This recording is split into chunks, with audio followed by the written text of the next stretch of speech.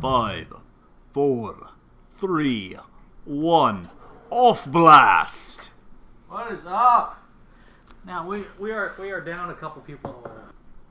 Never mind, it just hung up. Okay, we had a slight technical issue there, but back to you, Rum. Yeah, we're down a couple people today, but Billy Nwanda can't be here, so I guess we're just going to split up the announcing between us. So that would be Rum. Hi. Fearless Billy Nwanda does send his condolences. That is by way of Hans. Hi all, hope you're well. And I am here as well, Adon, the delivery man. Yeah. Welcome to another edition of the NeviCast. On this one, we will continue to talk dank anime and a bit of gaming here and there. Change it up a bit. Instead of mostly focusing on video games as we do, we'll throw in some board gaming because people play board games as well. That's my that's usually my forte anyway. So yeah, so we're kind of playing to the crowd here, and hope you enjoy it. So let's get started with anime. What has everyone been watching this week? My Hero Academia, as usual. That is a fucking awesome show. So, Adan, you said you've only seen the first season so far? I saw the first season, and I have been spoiled by Netflix because... You want to watch it all at once, yes. don't you? I want to binge watch it. No. I hate waiting. It drives me crazy. It is pretty bad, but it's such a good show. God, it's such a good show. Well, couldn't he catch what they have on the Funimation app? No, he's talking about he wants to watch it. Oh, he wants to watch the whole season, the whole show. Yeah, but since the first season was only 13 episodes, I mean, that was a little easier to binge watch. But season 2 is going to be 26 episodes total, so it's adding 26 more episodes on top of the original 13. So yeah, it's gonna be a while before you can actually binge it. Yeah, most likely. I suggest just binging in short bursts. I think they're on episode 5 now, so. I think I'll break down today. We'll have to continue working on him. Yeah. He will fall in line like they all do. That's right. So, for those of you who do not know of this show, what makes it so good, Rum? Oh God, I love like comic book movies and superhero stuff, the action, the drama of. Specifically about this show, he had no powers at all, and he just happened to run into his idol, and got offered the opportunity to be one of the greatest superheroes of all time. That's just fucking awesome. It does have a nice underdog element to it, and that does speak to a lot of people because Deku has been counted out because he doesn't have a superpower, which they call quirks in this series. So basically everyone has written him off, and through a quirk, if you'll forgive the pun, of fate, he's given a chance to do what he's always wanted to do. And another different element that this show offers versus many others is that instead of the superheroes being a minority, they are the majority. Mm-hmm. Yeah, I think they said 80%. during the opening credits, they say 80% of the world is superpowered. Yeah, and our protagonist is not. He falls under that 20% who does not. Yep. So, and he's devastated because that's what he wanted to do his entire life, and he has a journal of. Yeah, he's a fanboy. He's a complete fanboy. And he follows superheroes around, writing down all of their little quirks and keeping track of everyone's with powers. The puns. Yeah. And what's interesting is that the protagonist, he's in the process of acquiring superpowers. Mm-hmm. However, he uses his mind to find the weaknesses. Because he still hasn't perfected it yet. He's still trying to struggle without to not break his arm every time he uses his power. because it's way above his level right now. And the information that he has collected throughout years, I'm thinking. Yeah, because he's been a fanboy since he's been what, 2 5? or 3, yeah. Because he was in kindergarten when everybody started getting their quirks. And he finds the weakness of the superpowers of the superheroes or villains and uses them to his advantage. Mm-hmm. Yeah, he's just, more than anything, he's just super smart and super lucky. Well, there's also the super devoted. Yeah. Because this goes back to Naruto when they had the whole thing with Rock Lee about well, I was watching it in the Hong Kongese dubs, so they have a cursory grasp of the English language where you get beautiful things like Ira the Sand Waterfall instead of Gara of the Desert and Snakey Maru. Yeah, beautiful times. But there are 2 types of genius. One is the hardworking type, where Lee aspired to be that, and Deku aspires to be that. I actually forgot. I know his last name is Midoriya, but is his given name Izuku? Izuku Midoriya. Yeah. I was close.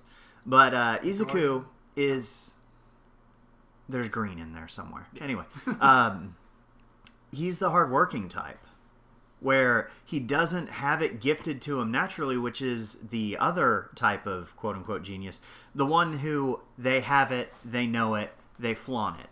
That's actually his foil in the series, which it always seems to be, because you have your main character who has to struggle, who has to achieve, and the audience is there to watch that struggle and that eventual achievement. So their natural foil is someone who has everything handed to them on a silver platter, which may cause them to be arrogant. It actually very rarely causes them to be a humble, likable character. They either... Bakugo.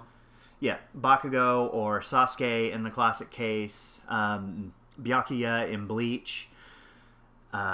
I'm sure there are hundreds of examples that you could use to define this trope. But Soul and Soul Eater. Yeah. Although, actually, that's more Black Star. Okay. Because, yes, he's a loudmouth moron, but he can actually back it up. Okay. But Soul is kind of cocky. Mm-hmm. But yeah, like I said, this trope has been around, and people use tropes because they work. And if they're familiar enough, you can save yourself some time in telling the tale. Because if you have someone who checks all of these boxes of arrogant jerk who is going to become an obstacle to our hero, the audience can quickly identify that. But yeah, I think My Hero could probably be one of the better anime of this current generation. Do you? Sorry. Do you think it has a chance to join the big 3 or big 2? Oh yeah, easily. Well, is it a Shonen Jump manga? Yes, it is. So we should be prepared for Izuku to have his cover debut any minute now, if it hasn't happened already. Yeah. One Piece is still going on. Boruto's replaced Naruto now. And Bleach has fallen so hard from grace that we'll move on from that. So there's a hole in the big 3 if you're listening, My Hero Academia. Yeah. If it's not already in the big 3, it should be there. It's kind of waiting in the wings, and it'll just walk out on stage and wave to everybody. It's like... Of course, there is still Dragon Ball Super, too, though. True, but I think that Dragon Ball has kind of... Waxed and waned. Yeah, it's gone up and down in not only quality, but popularity that... I mean, yes, everyone... Well, I can't say everyone because that is too broad of a statement, but a lot of people know who Goku is. Most people don't care who Gohan is. And that goes back to Boruto. Is that going to be the same thing that happens? Are people going to know Naruto but either not care about or dislike Boruto? The only reason... every episode of Boruto I've watched, it's been like, okay, whose kid is this? And who's the parents? I don't really care about the kids. Whose parents are who are their parents? I'm just sitting there the whole time, not even paying attention to the story. It's like, okay, that one is Choji's kid. That one is Sasuke's kid. Oh, that's funny. But, I mean, I'm not even paying attention to the story. It's just until the story actually starts picking up. I mean, right now it's in the it's a little established. slow. It's too close to Naruto. Yeah. Well, that and they're still in the establishing stage. Yeah. So asking whose kids are what is a logical question because by knowing who their parents are, you can kind of figure out not only what role they're going to play, but their powers as well. Exactly. And I would actually like to see them break from that. Boruto tries because, he doesn't want to ride his dad's coattails as everyone assume he does, but it's not that much different. He's still brash, he's still loud, he's still a troublemaker. So just like his daddy. Come on, Kishimoto, hit us with something out of left field. Yeah, that's why I think My Hero Academia is so appealing because it's different and it's smart. It doesn't have all the same. It has the same tropes sometimes, but it flips them around a bit. It tends to subvert them as opposed to just, well, this is easier, so we're gonna do this. Yeah, it's not a like how he had to train up just to be able to acquire his quirk. Oh, spoilers, by the way. We're spoiling the crap out of the fucking first season of My Hero. If you haven't seen it, we apologize. Yeah, sorry. But this is a different kind of episode of this Nevicast, just because we're down a few people. This week. So we don't have our fearless Nuwanda leading us. So we're trying something different. Something, So now for something completely different. Yet oddly familiar. Yes, that's right. Oddly familiar. All right, moving on from anime. Let's go to gaming now. Indeed.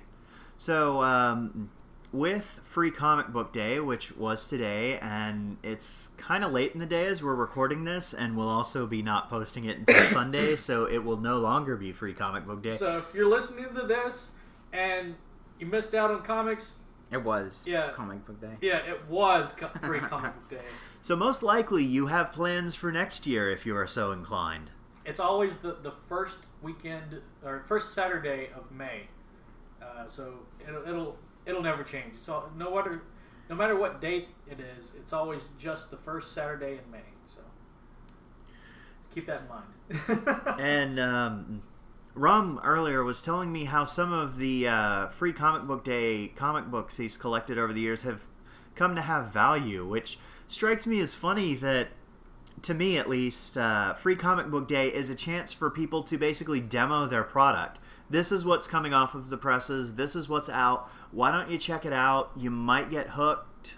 And it's usually an advertisement for whatever Marvel movie is coming out at the time, too. So yes, also. Since Guardians of the Galaxy 2 just dropped, they had a Guardians of the Galaxy comic for free today. Which it was completely gone at the first place we went to today. And the second place, we actually did manage to score a copy for each of us. Yeah. Which was nice. But what do you think about Free Comic Book Day and getting stuff like... Because we were talking about this earlier on the ride home, how it should... You were saying it should be for people to get introduced to newer comics. And it strikes me as something... Should be, like, you said something like, it should be read, not just stored. Yeah, and it strikes me as that with any form of entertainment that you put out, you want people to read it, not just... Unless it's a statue or something similar to that, it would strike me that you want people to experience it, not lock it away. And that actually, with... I actually do both, though. I actually read them and then bag and board them and stick them in a box. Fair enough. Once you're done with them. Yeah. But I do like the whole careful page turns to read it, so I don't. Do you turn the page with tongs that you place in a candle for a moment? No, I get like white gloves and like. Of course, the cornstarch lined ones. Yeah. So you're ready to do a proctology exam after you're reading your comic. Yeah. But I was actually going to mention like the cotton white gloves he used like a butler has. Ah, okay. The ones that you can get dust on. Yeah. Very dirty. I was actually going to bring this around to your issue of the Dojin. And since, were you still planning on going with the more graphic novel format of that? I think so. There's a lot of imagery that I think would help along the reader of the Dojin. Because there's a lot of symbolism involved. And a picture says more than 1,000 words, especially with a symbol. Yeah. Well, even then, it says even more because you're not only conveying the imagery, which at the surface level works for a lot of people, but you're also, using that symbol to link to things. Yes. In the most time. That's right. And so how would you go about selling people on that? Would you,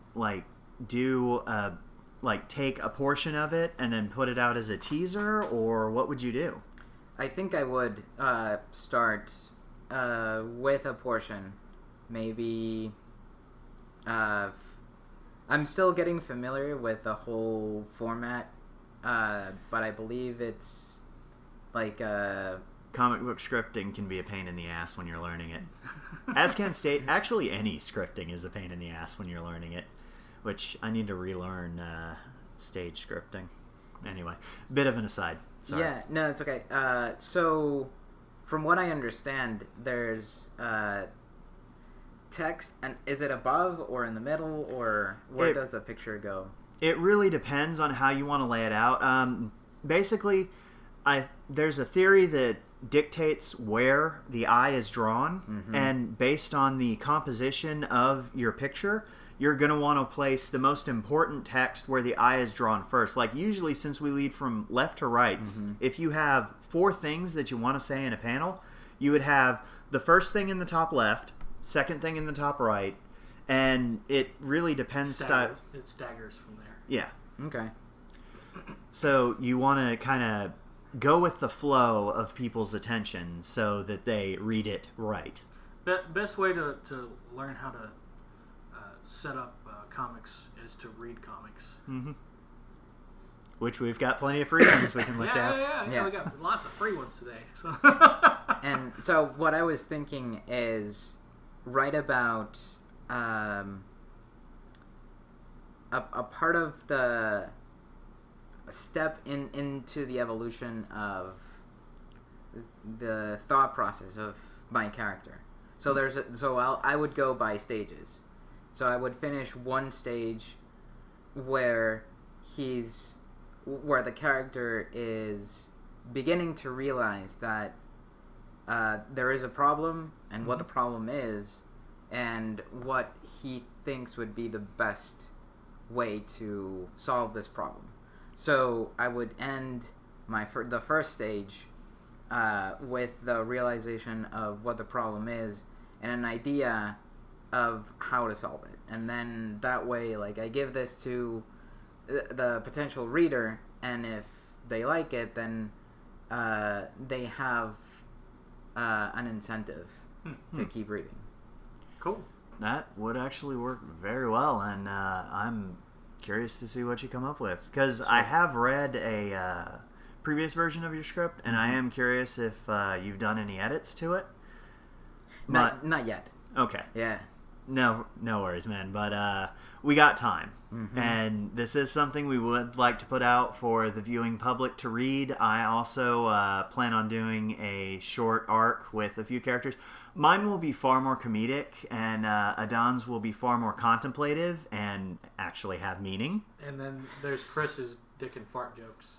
Which, yeah, we are actually going to go with the 4-coma style, the 4-panel, where it's basically just going to be a joke. Like, the closest, well, I'd wager that a lot of you who listen to us are familiar with manga, so the 4-coma would suffice.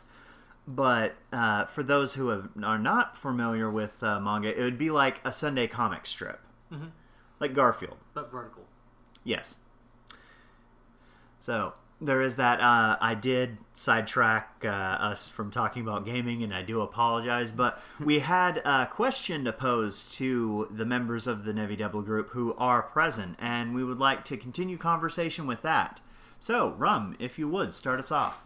Just had a question. Like, what was your first board game that you played, other than the old family board games? Like Monopoly, Sorry, what are some other ones? Can't even think right now. Clue. Mm-hmm. Yeah. Stuff like that. But other than those, what was your first biggest or big either board game purchase or...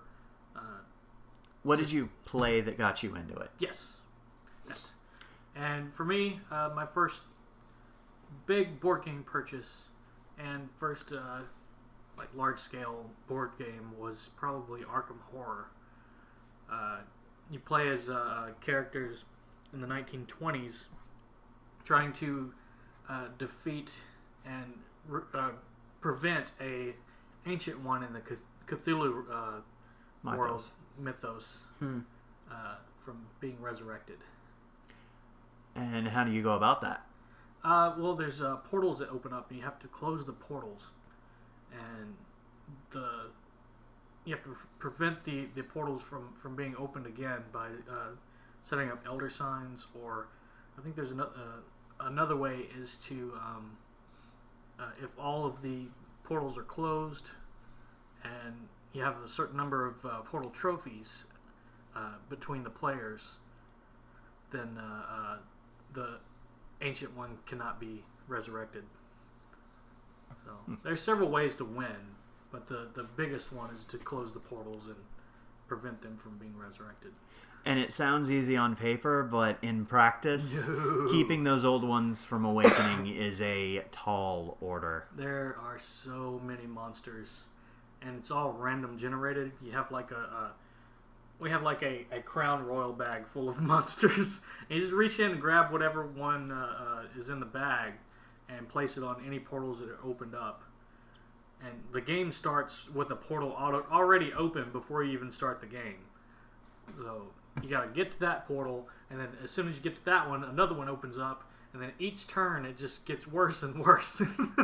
Unless you really get on your game, or you just say screw it and wait for the old one to awaken. And you have slightly better than a snowball's chance in hell against the old one, depending on which old one it is. And really depending on what type of character you're playing in the game, True. too.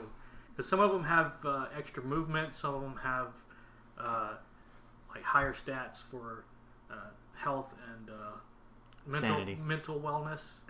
Yeah.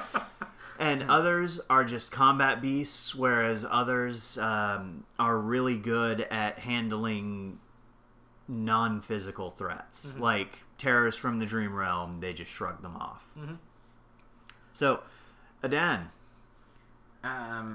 I was never actually a board game player. Until you met us. Until, yeah. And the first board game that I played was the first meeting that we had for Moogle. Oh, what game was that? Yeah, good question. Catan? Was that? Was that Catan? No, it wasn't Catan. It was a... I don't know. I showed up right. How long ago was Moogle that we started? Well, it was before I...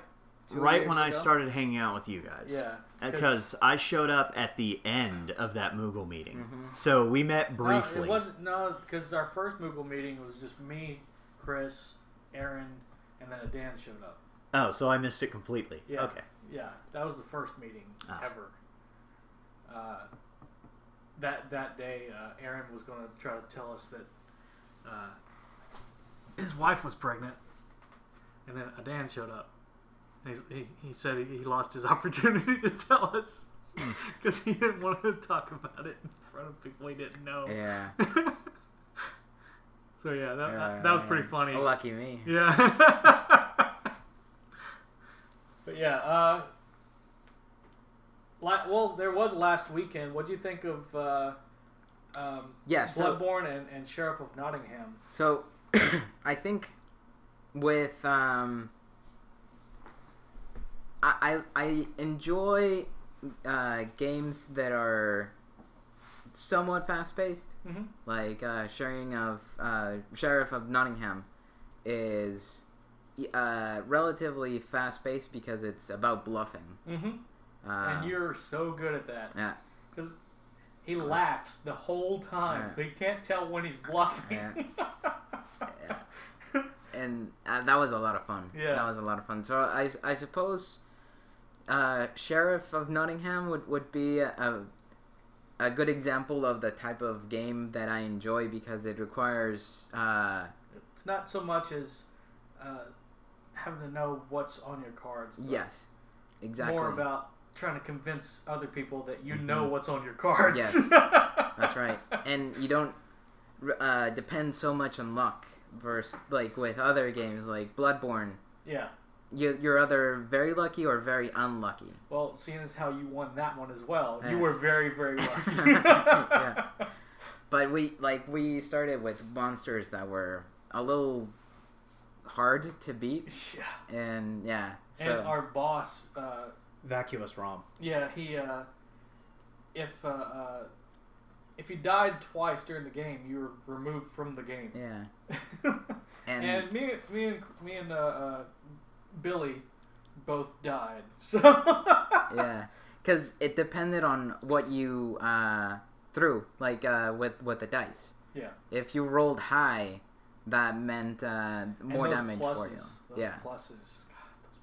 So and that's luck. That is really. It doesn't depend on skill, and it doesn't depend on really being smart about it. Was it Shadows over Camelot? Was what that I think that was the first board game that you played. Oh, okay. Yeah, because that makes sense. We took out the trader element, and it was just that was your first board game. Yeah. Okay. What did you think of that one? That was hard to play because there were very few instances where it felt that you were achieving something in the game. Mm-hmm. Because in that game, you have to go on quests. Yeah. There's one for the Holy Grail. There's one to defeat the Dark Knight, Lancelot's armor, Excalibur. You have to beat the Picts and Saxons, and you got catapults outside of the city. You got to take care of. It's just it's a pretty well thought out game. But those shadows do play long over Camelot, and it is, like Arkham Horror, very fraught with a sense of impending doom. Yeah. And with when you actually do have the traitor element in there, you don't know who's on your team. So it's supposed to be a co-op game where you're trying to complete all these quests, but there's one person in the group that is against everyone else. You don't know who it is. So not only do you have to deal with everything that the environment is throwing at you, you then have to figure out whom is trying to sink the ship. Yep. And if you can, there is one one part where you can actually accuse someone of being the traitor, and if you're wrong, you lose. The whole point of the game is to gather as many white swords on the round table as possible. There's a chance that you could get black swords, which are the negatives of the game. If there's more black swords than white, then everyone loses the game except for the traitor. But if I forget where I was going with this. If I honestly more white swords than black, you win. The players win, and then the traitor loses. Yeah, and achieving those swords is really hard. Yes. And it it doesn't matter what action you take. It felt like you were being defeated, at every step, which is the objective of the game. Even as just a co-op game without the traitor element, it's still really hard to play. Mm-hmm. So, but I don't know, that, and that would be for someone who. So, do you like more co-op type games, or ones that Sheriff that you just bluff your way through? I think I enjoy more the bluffing type because there's a little more control. on your part as a player. Yeah. You have more control over where you want to go in the game, and so you don't rely so much on chance and having very negative dice rolling. Yeah. So it's less up to luck and more to just your skill. Yeah. So and for someone who's just a casual player, that would be a better option. And also if you just want to, if you want to make it a social thing instead of the game itself, like with D&D or Pathfinder, which becomes speaking of an event. Since you're a fairly new player, what do you think of the games so far? That since we started playing Pathfinder and recording it for our Nevi Devil group. Available now as the Nevi Quest Parts 1 and 2. That's right. On your nearest YouTube-enabled device. Yeah, we actually did a live stream of it this past Wednesday. Right. So I like it because it does have the random elements with the dice rolls, but there is the whole role-playing element as well, where you can try to bluff your way through things. Yes, the role-playing element is the most attractive aspect of it, and it's a role-playing game. And that also becomes a social activity. It's not so much. It's not so much as like 30-year-old guys in their mother's basement playing D&D with Doritos and Mountain Dew. Yes. Though we do need to score some Doritos and Mountain Dew for our next Nevi Quest. I don't know. I'm more of a Yoo-hoo guy, so I'll generally go for Dr. That's my Pepper. gamer fuel there. Yeah. Back in the day when I played a lot of Magic back in high school, that was our drink of choice. Yoo-hoos and Twinkies. That was what we had while we were playing. Healthy lifestyle decisions, folks. Exactly. Yep. Next time, we're going to go with Nevi Debla, the dieting. That's right. That will probably be led by Adan, because our delivery man probably eats the healthiest out of all of us by a mile. No, he just eats my veggie quote for the year. Yes. So I'm eating vicariously. He's eating vicariously through me. Yeah. All the vegetables. All the greens all the healthy decisions. Tell that to your colon. So I call it great. Thanks for that. It is. It is now. Let's see in a couple of years what happens. All right. So I talked.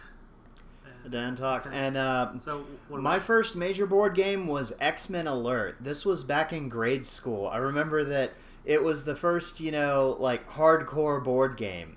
It was, of course, based on the X-Men property, as you might have guessed from the title. And in it, you took teams of X-Men and sent them up against supervillains such as Arcade, Juggernaut, classic villains like that. Magneto, obviously. And it was on a board game, and for each villain you destroyed, you moved your victory counter around the victory track based on how many points they awarded for them being defeated. There were also training and luck cards, which was kind of a chance deck that you would draw from on occasion. I do believe it was linked to your position on the victory track, but the big thing about this game was that most of the X-Men you can think of were represented. I don't think they had X-Force, and this was before Deadpool exploded in popularity for lazy writing, so he was not there. But they had, of course, Cyclops, Wolverine, Storm, Iceman, the classics.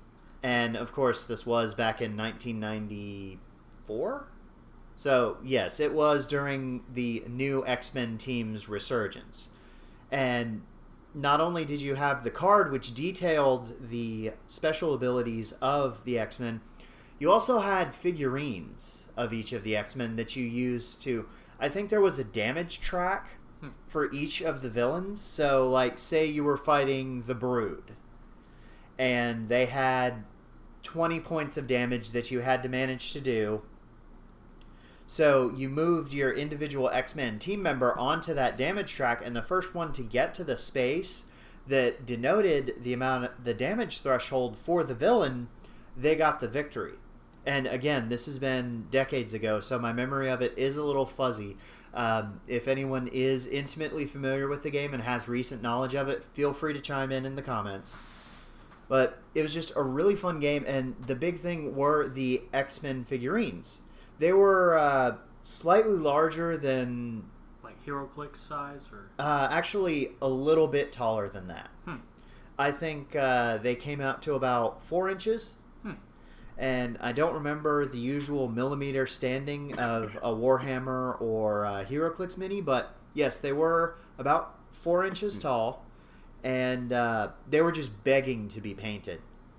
But I was very young, and not only did I not have access to paints yet, I was afraid of screwing them up, so I left them in their grayscale, but they were really cool. I do remember one of them broke. I don't remember which it was. But it was an X-Men I really didn't use, so I know it wasn't... Oh, it was Iceman. Yeah. I don't dislike Iceman. It's just he's not my favorite X-Men by any stretch. Who's your favorite X-Men? I was actually going to say that. It's either a toss-up between Colossus or Nightcrawler. Okay. I don't have a favorite X-Men. Do you, Adam? Gambit. Ah, the Raging Cajun. Yes. Actually, that's politics commentator, but he is Cajun, and he is a pretty cool design. Did you ever have the action figures they came out with way back when? Yes, I did. Did you have the Gambit one with his button on his back that made him like lift his leg, and it was supposed to be a kick? Mm-mm. Oh, that one was a fun one. He even had yes. If you were quick enough, you could set his leg down, bend his knee, set his leg down, unbend his knee, kick again, and you had a one-man French kick line wearing a really, really bad fake leather coat. Because they were like $6. I was more into Spider-Man than I was the X-Men stuff, so that animated series back in the early 90s was fucking awesome. But going back and watching it, have you realized how many shortcuts in the animation they took? It was just as bad as some like anime where it's like still framed and and it did not hold up well. One thing that did hold up well was the I think they called it Deco Noir Batman the Animated Series. Thoughts on that? I liked it. I thought that was very... It had a lot of mature content for the audience that was because it came out targeted. Was it right after the Batman movie? Yes, kind of. I think the Batman movie the movie came out in '89. Yes, mm-hmm. And then I believe it was like 90 or 91 when the animated series came out. And that still holds up to this day. Oh somehow. Yeah, it's still a great show. And going back to the X-Men... I don't even like Batman. Yeah, with me and superheroes, you cannot go wrong with Batman or Spider-Man. How about you, Adon? I am not a fan of Spider-Man. I would say I'm a fan of the villains more than I am of Spider-Man himself. Such as? I like Scorpion, the Vulture. So you excited for the new Spider-Man movie with the Vulture in it? I'm curious. I'm intrigued. Well, seeing as how Michael Keaton. Michael Keaton. The guy who played Batman in Batman the movie, and he also parodied that to a degree in Birdman. Birdman. Yeah. He's going to be playing the Vulture, so I think he will turn in a good performance. And I will agree that a lot of superheroes are only as compelling as their villains, because without villains, they generally just either become a Sandman character where they do nothing but mope, or stop crime on the street, which is fine for like, yeah, I got my feet wet, but, you know, as you continue on, you need to ramp it up. And the best way to ramp it up is to give them either a foil or something to compete against, something to strive against. And a good villain does that, and it also gives you more merchandise, which at the end of the day, comic books are all about merchandise, aren't they? Oh, yeah. I mean, so since we're on the topic of comic and superhero stuff,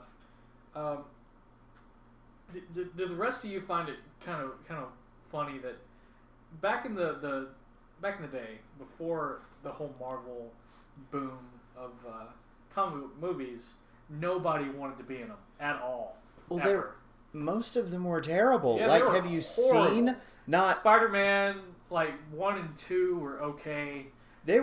I rather liked them, and a lot of people hold them up as the gold standard, that they were the proto superhero movie boom.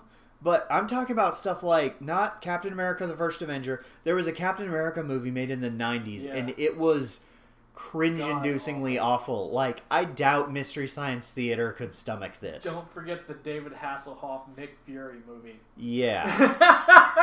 I did not know that happened. Thank you. Either.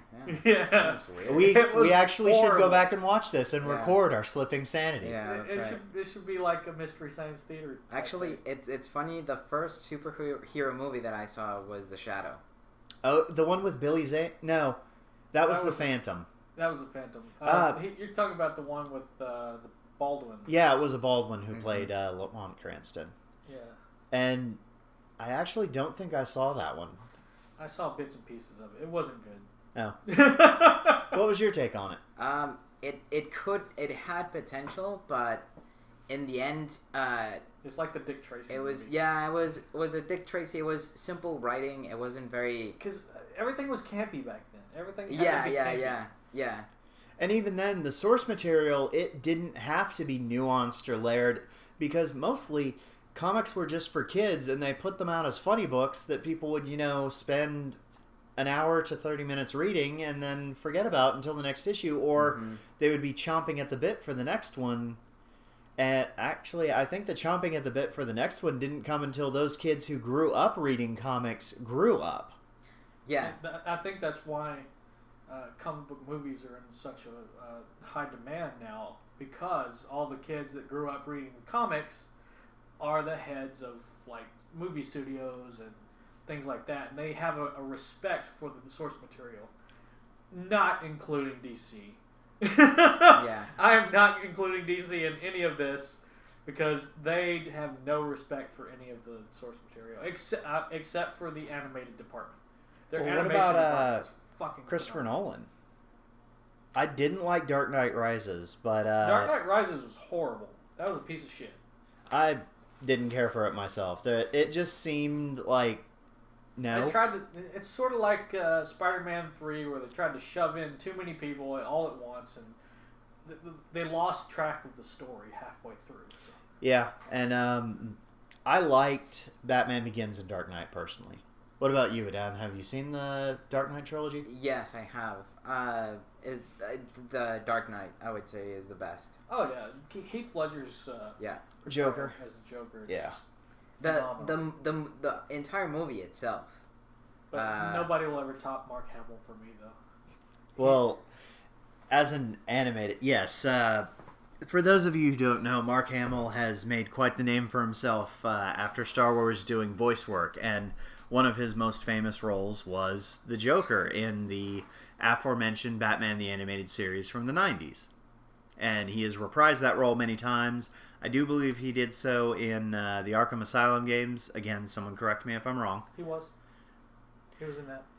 So he's done that a lot, and he has, for a lot of people, become the voice of the Joker. Yeah, he was also the Joker in Batman Beyond, Joker's Return. And he was also he also reprised his role in The Killing Joke recently. The Killing Joke, yeah, that's right. And was he also the Joker in the Justice League series? Also in no, they replaced him with someone else for that series because it was hurting his throat to do the Joker over and over again. It makes sense. But yeah, it does. And he was also a Joker-esque character on the old Flash TV show as the Trickster. That was Mark Hamill? That was Mark Hamill. It was a live-action Flash TV show with I can't remember the John Wesley Shipp. He plays in the new Flash TV series on CW.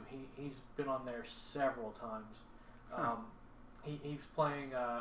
He originally played Barry Allen's dad on there, and then an alternate universe version, he was Jay Garrick, which was the first Flash ever in the comics, in the DC comics. He was the Golden Age Flash Gordon, or Flash. That's not Flash Gordon. That's completely separate. Although Flash Gordon is something I would like to bring up if we do steer this towards, we've been spending a lot of time in comic book territory, and of course... we started out with My Hero Academia, so... Yeah, it seems that superheroes and such are the theme for this week's podcast. I think that's what we're going to call this, superheroes and such. Fair enough. That's one problem solved. Now for the rest of them. But as I was saying, Guardians of the Galaxy 2, its success seems to baffle some people. I mean, like, before Guardians of the Galaxy, the movie came out, how familiar were you with the Guardians of the Galaxy? Not at all. Did not know them. Yeah. Exactly, and that was a big, drawing point for me, too, though, because I didn't know the characters' backstories. I wasn't spoiled on the characters. That is an interesting way of looking at it. Because, learning new characters in the same universe as some of my favorite characters was just pretty awesome. So. Spider-Man would be an example of how the movies would have spoiled. Yeah, because I've known everybody knows Spider-Man. It's Spider-Man. We know where he comes from. We do not need another origin story. Spider-Man Homecoming. Yeah. Well, no, this isn't going to be an origin story. Good on you, Spider-Man Homecoming. You have my seal of approval for that alone. When he was introduced in Civil War, that was after his origin had already happened. And this takes place right after Civil War. Oh, okay. Yes, and again, Batman. We do not need to see his parents get shot. We know. Yeah. I know it's to build pathos. At this point, it's losing its impact. I do like where they're going with that in Gotham, though. Oh, yeah? Yeah. I mean, seeing as how, because it's young Bruce. It's not old Bruce where he's gone through training and, forcing himself to go join the League of Shadows or whatever. No, I think he's just 12 or 13 now, or maybe 14, 15, something like that. But, yeah, that made sense to start with him so young. But... yeah, for them to just constantly retell the origin, it's not needed. No. I'm really hoping they don't do that in the Batman when it comes out. But I probably won't watch it. I'll probably watch Wonder Woman. That one looks actually pretty good. Justice League, not so much.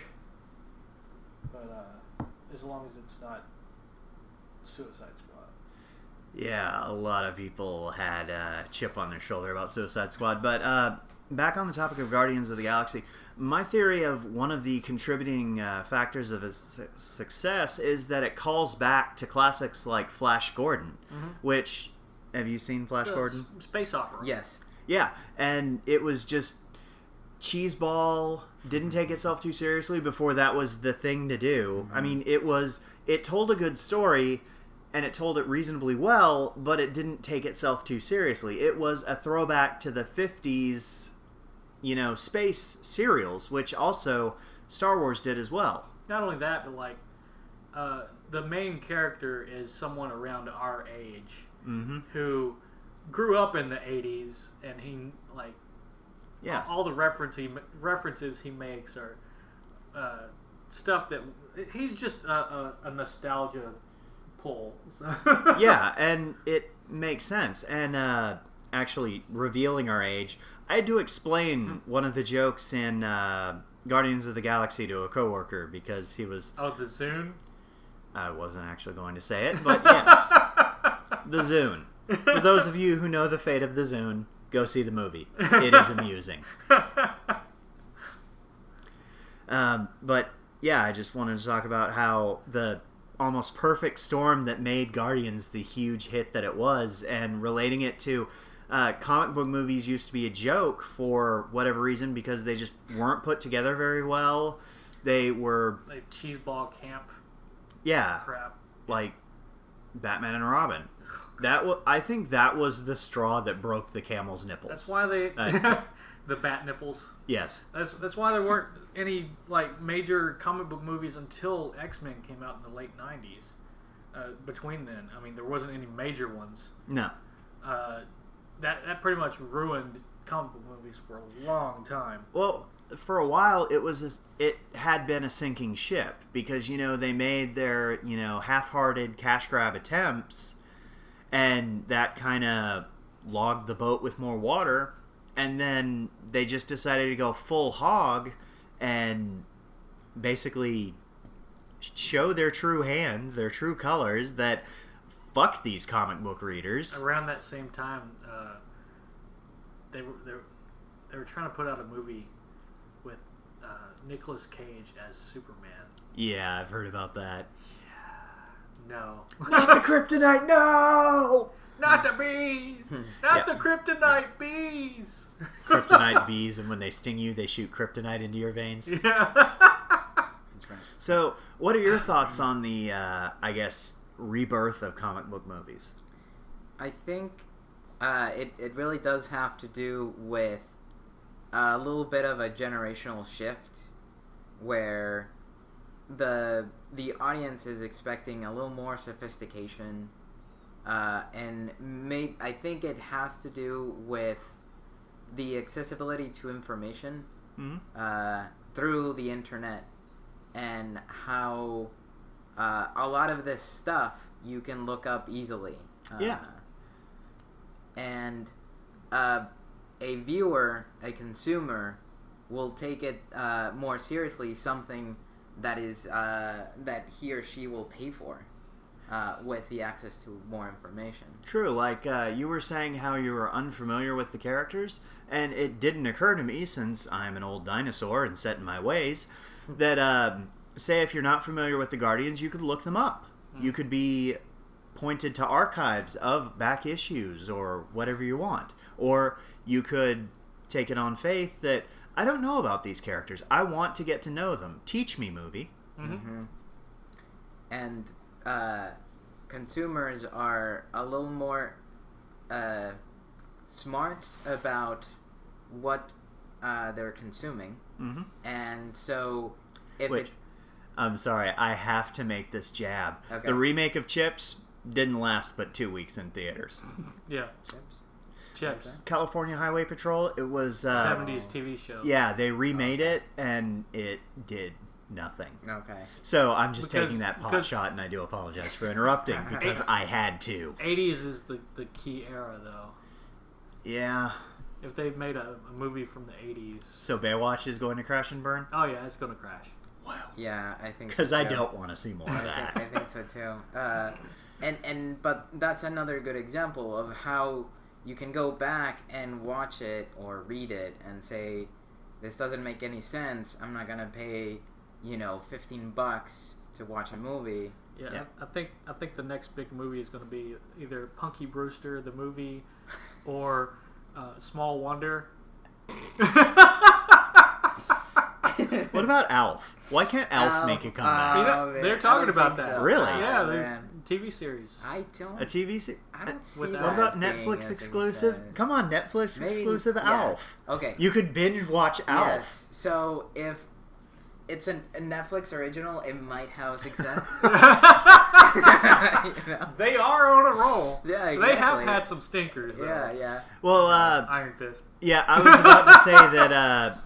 Well, we are kind of running long on time, but I would like to ask one question, and we will probably close on that. Speaking of Marvel properties and comics being hot properties, how do you guys feel about the Defenders? Because I know you are a huge fan of Daredevil, and I don't know how you feel about Luke Cage, Jessica Jones, and Iron Fist, and we can discuss that shortly. Mm-hmm. And I know that you've watched rabidly everything that Marvel has put out. Yes.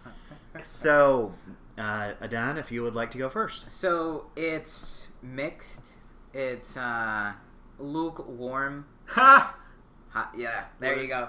In a cage? Yes, that's right. Okay. That's right. And I think we're over our bad pun course. So guys. yeah, that's right. Yeah, closing nicely with bad pun.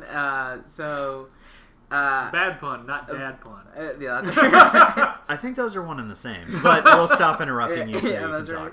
The first season of Marvel's Daredevil, that was amazing. That was the best show that I had seen in a very long time, like in years. Mm-hmm. The second season with the Punisher, kind of like it was more of a Punisher show. Yes, it was exactly. It was the Punisher. It wasn't Daredevil anymore. By that point, and then Jessica Jones, I think it was kind of boring. Honestly, what saved the show for me was Doctor Who. That was it. David Tennant. Yeah. Yeah. Having him as a villain. Yes. Yeah, that was pretty good. Yeah, I think that saved the show. I did not. I lost interest in Luke Cage by the third episode. What? Yeah. Luke Cage was fucking awesome. You need to keep watching it. Okay. Watch all the way through. It gets better and better the more you watch it. And you can binge it. Yeah, and you can binge it. So. I can binge it. But Wesley Snipes is the villain, right? No, is it Wesley Snipes or who's the I can't remember gangster? his name. That is not Wesley Snipes. Okay. But he's been in. I think he was in the movie Moonlight recently. Oh, okay. That guy. Okay. Yeah, I can't remember his name though. So I never saw the movie, so I haven't finished Luke Cage either, so it's really good. I think it can, and I haven't watched the Iron Fist because it's not good. Yeah, because I read it,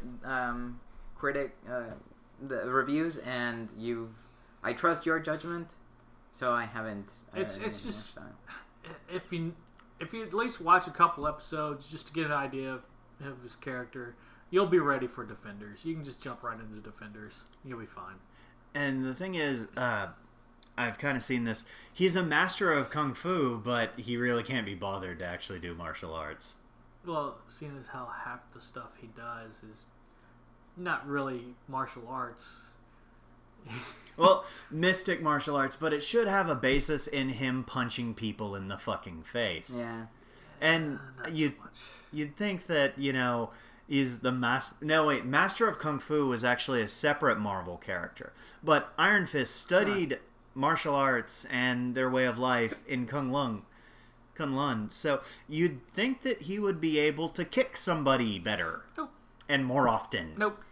Yeah, and I think the other thing that turned me off from Iron Fist is that he's Caucasian. He always has been. And that is more whitewashing of... No, he's always been white. Right. So even in the comics. So, and the fact that they didn't try to change that. And because one thing that attracted me from Daredevil is the fact that he's blind, and he's taken seriously. He's always been blind, and he's always been blind. No, I mean, in the comics, he's always been blind. Yes, I know. My point is the diversity in superheroes. Yeah. So I like the fact that you're seeing more options in terms of superheroes. It's not your typical Superman, kind of superhero. Okay. I see where you're coming from, but the thing is, it is a product of a different time. Yes. And personally, if they wanted to broaden their horizons, then they should do something new. And that's why they can't make everybody happy. People were complaining that the Ancient One wasn't an Asian person. That she was Celtic. Yeah, that she was Celtic and a woman. In the Doctor Strange movie, so you can't please everyone.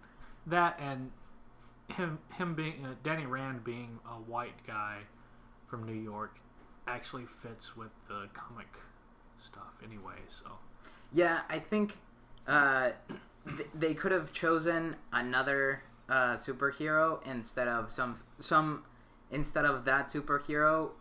That now, but he was part of the Defenders though. And he's spent ages teaming up with Luke Cage. Yeah. Like, they used to have Heroes for Hire. Yeah. Okay. Which, yeah, there's a whole history of the comics and stuff. That's why they chose Danny Rand as a white guy that learned martial arts from Kung Lung. sheer chance. Yeah. Just happened to be chosen as the dragon's disciple. or And whatever. I will say that it is, once again, a relic of a different time.